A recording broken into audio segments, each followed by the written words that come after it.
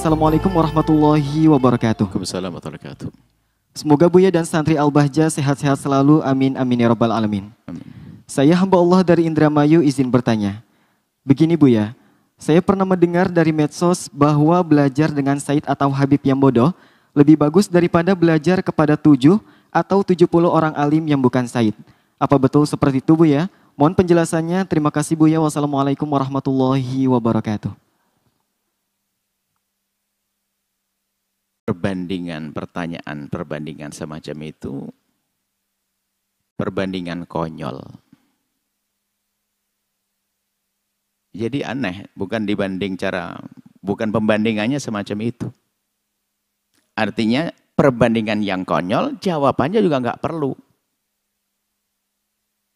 Yang harus kita pahami bahasanya, kalau orang punya nasab kepada baginda Nabi, jelas mereka adalah orang yang mulia, punya hak-hak yang harus kita penuhi, adalah ahli bait Rasulullah. Mulia, karena mereka punya darah sambung dengan baginda Nabi. Punya kemuliaan, kita letakkan di tempatnya, selesai. Kemudian orang alim yang mengamalkan ilmunya, orang alim yang benar adalah mulia karena ilmunya sambung dengan Nabi. Kita letakkan di tempat. Bukan dibandingkan, ini fitnah kalau bandingkan begini ini. Kalau kita mengatakan harus kepada ahli bait, merendahkan ulama. Nabi mengangkat ulama. Kalau kita mengangkat ulama, merendahkan ahli bait, nggak boleh. Ini perbandingan begini ini konyol. Di samping konyol ini pertanyaan yang aneh. Ya enggak, pertanyaannya salah. Maksudnya ungkapan salah, contoh. Belajar kepada apa? Sayyid yang udah segar. Belajar kan cari ilmu, gini loh. Mintalah uang kepada orang yang enggak punya duit. Anda paham enggak kalau mana? Enggak punya duit ngapain minta uang? Ya enggak ada pertanyaan, ungkapan itu enggak mungkin ada. Gimana ada ungkapan dari belajar Sayyid yang bodoh? Dia mulia dengan sayyidannya. Kalau bodoh, ya jangan belajar yang enggak punya ilmu. Aneh sekali Anda belajar sama orang yang enggak punya ilmu. Ya aneh, enggak. Pertanyaannya, belajar bukan perbandingan, makanya ini membanding-bandingkan ini enggak sah. Wong dia tidak punya ilmu, bagaimana Anda belajar? Beliau aja tidak punya ilmu.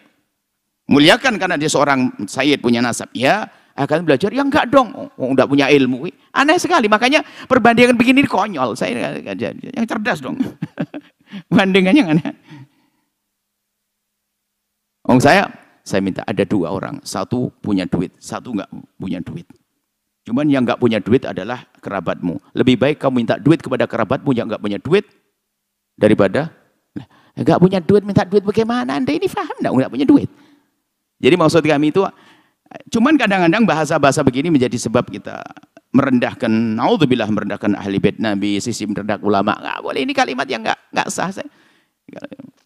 Apalagi satu banding satu saja, bukan untuk membandingkan ini. Satu alim yang bukan sayyid, satu sayyid yang tidak alim. Bukan untuk dibanding-bandingkan begini. Semuanya punya kemuliaan yang harus kita pandang. Bukan dijejer dibandingkan. Membandingkan ini justru salah. Ini mau merendahkan satu. Mau merendahkan ulama, merendahkan sayyid, ya nggak bisa dong. Yang membandingkan ini malah bahaya banget. Sayyid ahli bait Nabi Muhammad, Anda punya kewajiban untuk mencintainya, menghormati, muliakannya. Iya, satu sisi ini. Tapi belajar, ya enggak dong, enggak punya ilmu. Anda belajar apa? Ilmu itu ilmu jelas, ada sanadnya, ilmunya ada. Ini orang ilmu, Anda ambil ilmunya. Jadi tolonglah jangan aneh-aneh lah. Kita perlu yang kritis. Kemudian kebiasaan merendahkan adalah merendahkan ulama. Anda mau sambung dengan Nabi, nggak mungkin, karena ilmu adalah dari para ulama. Anda membenci ahli bait Nabi Muhammad, Anda punya masalah besar dengan Rasulullah. Ini babnya beda. Maka jadilah orang seperti apa? Jika Anda bertemu dengan ahli bait Nabi, Anda punya kewajiban untuk muliakan dia. Baik dia bodoh atau pinter. Itu loh baru benar kalimat begitu. Cuman cara muliakannya adalah sesuai dengan kebutuhannya. Bukan muliakannya ada seorang sayyid. Bang, minta duit bang, mau mabuk, Anda kasih, Anda kurang ajar dengan Rasulullah. Oh, dia mau mabuk, Anda kasih. Nah ini, jadi cara menyayanginya adalah cara menyayangi yang benar. Dan ingat, jangan ada sedikit hati dengki. Dengki tersembunyi. Sayyid ya. Nah, apalagi di saat ada sayyid mabuk, lalu dia tepuk tangan, hati-hati Anda bertepuk tangan dengan cucu Nabi yang melakukan kehinaan. Mesti Anda lebih menangis, karena apa itu cucu Rasulullah. Hati-hati, jangan ada dengki. Dengan ulama, hati-hati, jangan sampai tidak menghargai ulama.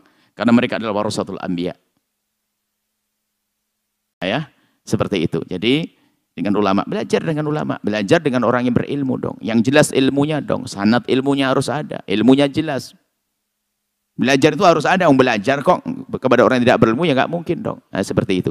Jadi bukan untuk dibanding-bandingkan. Hati-hati ya, jangan ada benci kepada ahli bait Rasulullah. Jangan sampai ada tidak punya penghormatan kepada ulama. Tidak ada punya cinta kepada ulama. Ulama adalah penyambung kita dengan baginda Nabi SAW dalam sisi ilmu. Ini saja insya Allah. Semoga Allah menjaga hati kita. Hati-hati ya. Teman hari ini sudah mulai kita diajari untuk benci kepada ulama. Caranya macam-macam. Misalnya ada ulama. Ulama manusia. Tiba-tiba ada ulama melakukan pelanggaran, kemaksiatan dan sebagainya. Dipukul rata, dasar kiai seperti itu. Berarti ada benci dari kemarin. Wah kiai, saya tidak percaya dengan kiai. Saya tidak percaya dengan ustadz. Saya tidak percaya dengan pondok. Nah, Anda sudah terbawa. Anda tidak cerdas lagi. Anda suka menyamakan semua orang. Ini bahaya. Sama melihat Said, ada Said yang benar satu, dianggap semuanya Said benar. Anda nggak cerdas. Said adalah manusia. Ada yang baik, ada yang tidak baik. Yang tidak baik harus kita perlakukan tetap kesayidannya, keduriahnya sebagai duriah Nabi tetap. Tapi caranya kita beda menyelamatkan beliau.